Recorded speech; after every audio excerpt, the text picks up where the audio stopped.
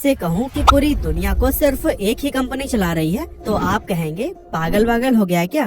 लेकिन सच यही है कि एप्पल, माइक्रोसॉफ्ट, इंटेल, टेस्ला और AMD की तरह ही हजारों कंपनियां सिर्फ तभी एग्जिस्ट करती हैं जब ये देश और ये कंपनी अस्तित्व में है।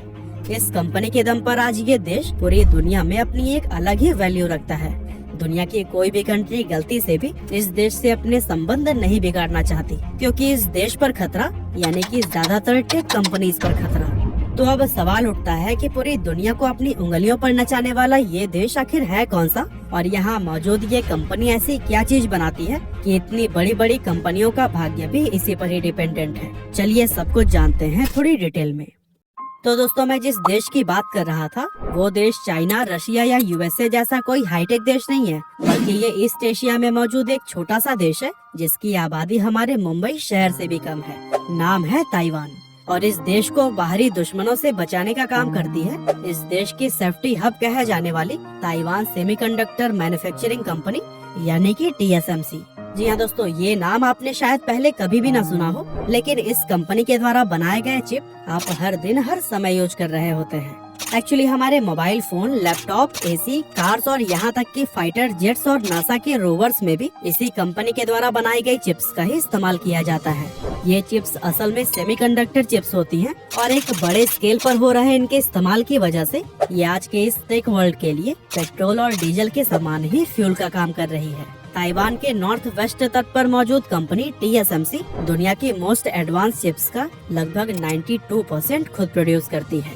वैसे आपकी जानकारी के लिए हम बता दें कि पूरी दुनिया में केवल 2 ही ऐसी कंपनीज हैं जो कि 10 नैनोमीटर से कम थिकनेस वाली एडवांस सेमीकंडक्टर चिप्स बनाती हैं, जिसमें पहली है ताइवान की TSMC और दूसरी साउथ कोरियन कंपनी सैमसंग। अब यहाँ आपके समझने के लिए हम बता दें कि नैनोमीटर असल में ट्रांजिस्टर्स की लेंथ को दर्शाता है और 10 नैनोमीटर से कम थिकनेस वाले चिप्स इसलिए खास होते हैं क्योंकि इन चिप्स के अंदर मौजूद ट्रांजिस्टर्स की थिकनेस बहुत ही ज्यादा कम होती है और इतने कॉम्प्लिकेटेड चिप को डिजाइन करना और बड़े लेवल पर मैन्युफैक्चर करना सिर्फ और सिर्फ TSMC के ही बस की बात है। और दोस्तों, इस एडवांस टेक्नोलॉजी को ओन करने की वजह से ही पूरी दुनिया इस छोटे से देश के सामने झुक कर रहती है। एग्जाम्पल के लिए इसी साल अगस्त के महीने में USA की स्पीकर नैन्सी पेलोसी ताइवान के दौरे पर गई हुई थी। वहां उन्होंने खास तौर पर TSMC एरिया विजिट किया और इस कंपनी के चेयरमैन मार्क ली से भी मिली।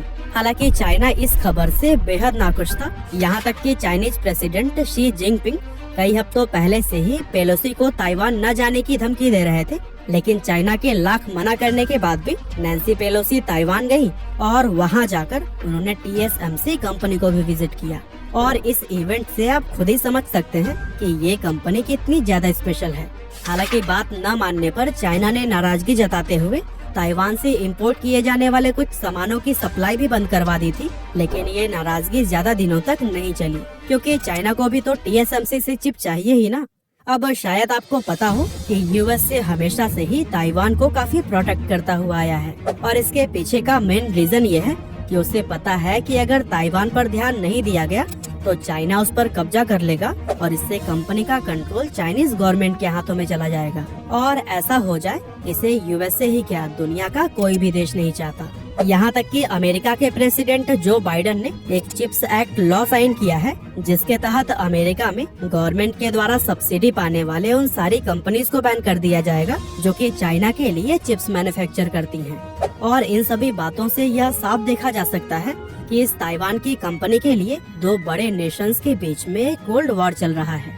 तो आपके मन में ये सवाल जरूर आ रहा होगा कि आखिर ये कंपनी इतनी ज्यादा खास बनी कैसे। तो फिर चलिए TSMC के भी हिस्ट्री को हम थोड़ा जान लेते हैं। तो दोस्तों, सिलिकॉन चिप्स को बनाने के फंडामेंटल तरीके का आविष्कार दरअसल अमेरिका में हुआ था और अमेरिका में मौजूद सिलिकॉन वैली रीजन का नाम भी इसी के ही ऊपर रखा गया है। 90 के दशक में जहां USA इन चिप्स का एक बहुत बड़ा मैन्युफैक्चरर हुआ करता था, वहीं आज के टाइम में इन चिप्स का 1% हिस्सा USA में मैन्युफैक्चर नहीं किया जाता और ये वाकई काफी हैरानी वाली बात है।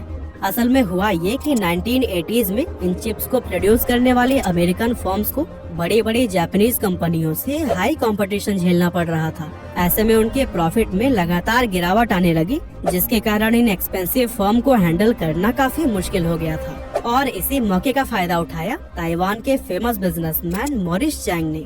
मॉरिस चैंग दरअसल उस समय यूएसए की स्टैनफोर्ड यूनिवर्सिटी में इलेक्ट्रिकल इंजीनियरिंग के फील्ड में पीएचडी कर रहे थे। वैसे तो वो पहले से ही टेक्सास इंस्ट्रूमेंट नाम की एक कंपनी की ग्रोथ के लिए काम कर रहे थे, लेकिन जब उन्हें ताइवान सरकार ने अपनी सेमीकंडक्टर चिप्स मैन्युफैक्चरिंग इंडस्ट्री के डेवलपमेंट की कमान संभालने के लिए कहा, तब उन्हें रियलाइज हुआ कि एक हाई डिमांड वाली कंपनी और एडवांस सेमीकंडक्टर मैन्युफैक्चरिंग फील्ड में काफी ज्यादा स्कोप है और वो इसके डेवलपमेंट में काफी कंट्रीब्यूट कर सकते हैं।